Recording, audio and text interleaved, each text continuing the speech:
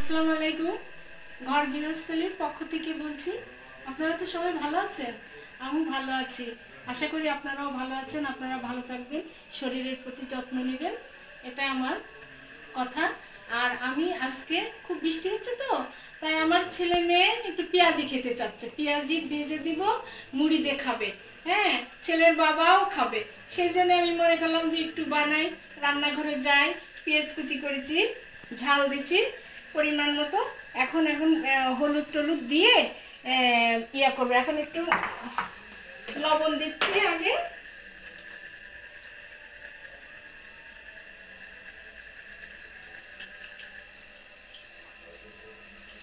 লবণ দিলাম,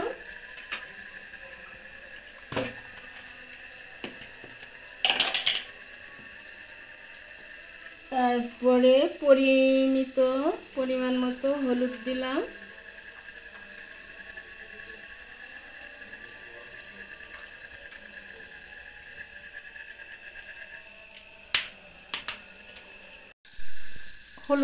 পরিমাণ মতো লবণ দিলাম। লবণ দিয়ে গরম মশলা গুঁড়ো দিয়ে এখন ভালো করে মাখিয়ে নিলাম।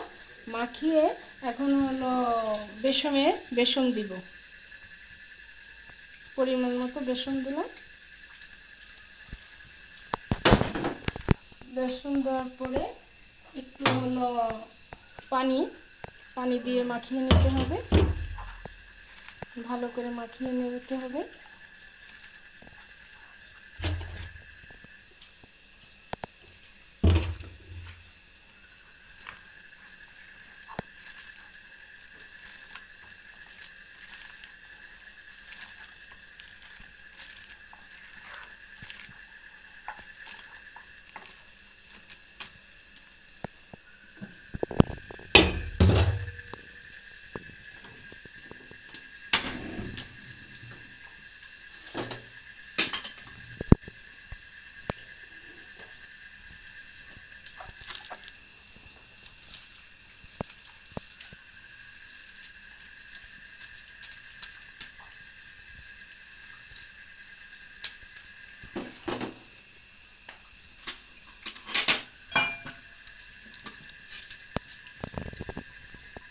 তেল দিলাম, সরিষার তেল। এখন সরিষার তেল দিব।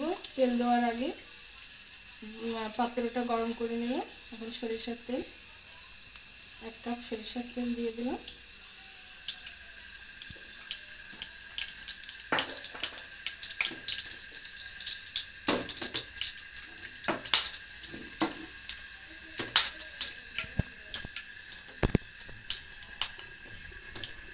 তেলটা একটু গরম হোক।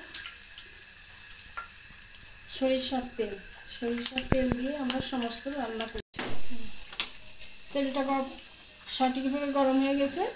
এখন পেঁয়াজি খুব বেশি বৃষ্টি হচ্ছে তো, ওরা মুড়ি খেতে চাচ্ছিল, তো এখন আবার পরিবর্তন করছে যে ছচ দিয়ে খাবো। আমি যে ঠিক আছে, তুমি হচ্ছে ছচ দিয়ে খেও। হ্যাঁ, আমি রাজি হয়ে গেলাম। তা এখন পেঁয়াজি ভাজা হচ্ছে, লাল লাল হয়ে গেছে। এটা খুব পছন্দ করে আমার ছেলে মেয়ে। সকালবেলা ওরা দুপুরবেলা আজকে বৃষ্টির জন্য ভুনা খিচুড়ি ডিম রান্না করেছি, ওরা খেয়েছে, বললো যে খুব ভালো হয়েছে মা। তো এখন আবার এটাই পছন্দ করছে, তো এখন একটু করে দিই। সরিষার তেল একটু গেজা হয়, একটু গেজা হচ্ছে। হ্যাঁ, এটা কোনো সমস্যা না, আস্তে আস্তে কেটে দেবো। আমরা কিন্তু সরিষার তেলই খাই, আমরা সয়াবিন তেল খাই না। সয়াবিন তেল খুব ক্ষতিকারক, কারণ বাচ্চাদের বিভিন্ন রোগ ব্যাধি হয় সয়াবিন তেল খেলে।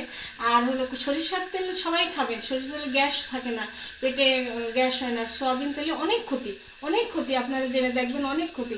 সেই জন্যই আমি আমার বাসায় কোনো রান্নার কাজে আমি কোনো সয়াবিন তেল ব্যবহার করি না, সরিষার তেল ব্যবহার করি। আমি সবসময় সরিষার তেল ব্যবহার করি। এটা হয়ে গেল।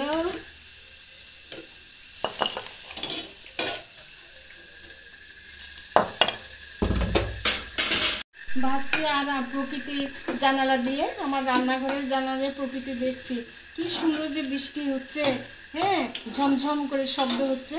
আর আমি ভাবছি এই আমার ছেলে মেয়েও, আমিও খুব পছন্দ করি এই ভাজা পোড়া খাওয়ার জন্য। তাই ভাজা পেঁয়াজি ভেজে খেতে চাইলে আমি পেঁয়াজি রান্না করলাম, পেঁয়াজি ভাজলাম। আপনারাও খাবেন, দেখবেন খুব সুন্দর, আপনাদের বাচ্চা কাচ্চা খাওয়াবেন, হ্যাঁ, খুব সুন্দর লাগবে। আপনাদের ওখানে বৃষ্টি হচ্ছে কি তা জানি না, যদি হয় এই পরিবেশে আমি কিন্তু খুব করি পেঁয়াজি, বিভিন্ন রান্না আমি করে ছেলে মেয়েরা আমি খাওয়াই। হ্যাঁ, আজকে বৃষ্টি দিনে এত সুন্দর আমার লাগে, বৃষ্টি হলেই আমার মনটা অন্যরকম হয়ে যায়, খুব ভালো লাগে। আমি বৃষ্টিতে গোসল করি, আমি বৃষ্টিতে হেঁটে বেড়াই, আমার খুব ভালো লাগে, এত ভালো লাগে আমি বলে বোঝাতে পারবো না আপনাদের। মানে আমি এত পছন্দ করি। আমার পেঁয়াজি ভাজা কমপ্লিট হয়ে গেছে, এখন আমি পরিবেশন করব। এখন এই পেঁয়াজি নিয়ে যাচ্ছি আমার ছেলের বাবার জন্য। দেখি খেয়ে কি বলে, কেমন হলো আপনারা একটু জানেন। এটা হলো পেঁয়াজি তৈরি করেছি, বেসন দিয়ে পেঁয়াজ দিয়ে তৈরি করবো। একটু খেয়ে দেখো কেমন হলো, সবাইকে জানাও। বেসন পেঁয়াজ আর কি, বেসন পেঁয়াজ ঝাল, কাঁচা ঝাল, সরিষার তেল দিয়ে ভাজলাম। আমরা তো সরিষার তেল ছাড়া খাই না। খুব ভালো, থ্যাংক ইউ।